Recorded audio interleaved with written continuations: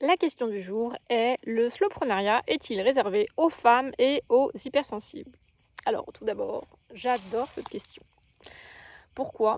Parce qu'en fait, depuis que j'ai commencé à malaxer le slowprenariat dans tous les sens, à l'explorer, à le tirer à gauche, à droite, j'ai découvert mon hypersensibilité. Cadeau bonus. En fait, depuis que je suis enfant, on va dire que je suis hyper émotive. Je pleurniche en regardant un film ou quand je vois quelqu'un pleurer dans mon entourage. Ma grand-mère aussi, donc j'ai longtemps cru que j'étais juste comme ma grand-mère.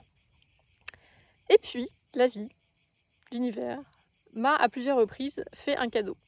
Il m'a fait rencontrer des entrepreneurs hypersensibles qui m'ont mis sur la voie de l'hypersensibilité et m'ont fait comprendre que mon hyperactivité mentale, mon hyper-empathie, mon hyper-créativité, mon besoin d'apprendre, mon besoin de justice, mon besoin de contribuer, tout ça, c'était pas quelque chose qui était juste ma personnalité, c'était quelque chose qui était commun à cette tribu des hypersensibles et des hauts potentiels. Donc, si tu te reconnais là-dedans, continue à écouter. Et si tu ne te reconnais pas dans ces critères, écoute quand même, parce que en fait, cela va te permettre de découvrir qui nous sommes. Alors, les hauts potentiels intellectuels, sensibles, émotionnels et les hypersensibles, je les mets tous dans le même sac. Pourquoi? Ils ont bien sûr des différences, mais ils sont hyper, entre guillemets. Hyper, ça veut pas dire plus que les autres ou mieux que les autres, ça veut dire juste très intense. Et cette intensité, eh ben, c'est pas très facile à gérer.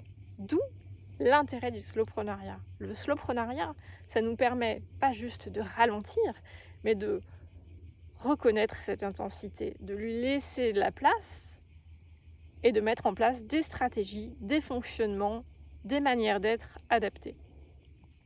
Aujourd'hui, dans mes accompagnements pour le slowprenariat, je prends vraiment un temps pour te faire découvrir ton essence, te faire reconnaître comment tu fonctionnes et trouver des choses qui sont adaptées pour créer ton slowprenariat.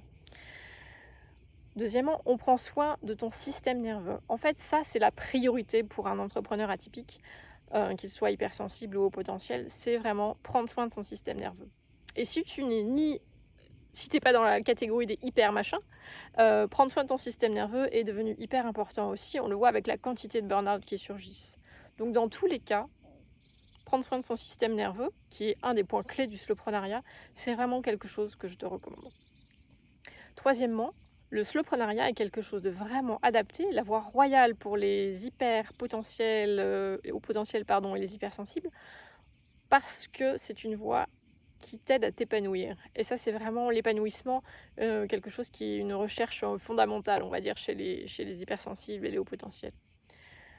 Corollairement, la recherche de contribution, la recherche de sens est quelque chose qui nous tient vraiment à cœur. On a un besoin de justice, qu'elle soit climatique, sociale, environnementale ou autre, très grand.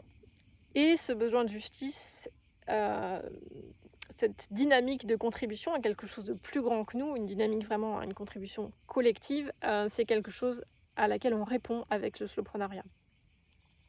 Donc à la question: est-ce que le slowprenariat est une voie réservée aux femmes et aux hypersensibles? Je dirais non, bien que c'est la voie royale pour les hauts potentiels et hypersensibles. Et ils ne sont pas que chez les femmes.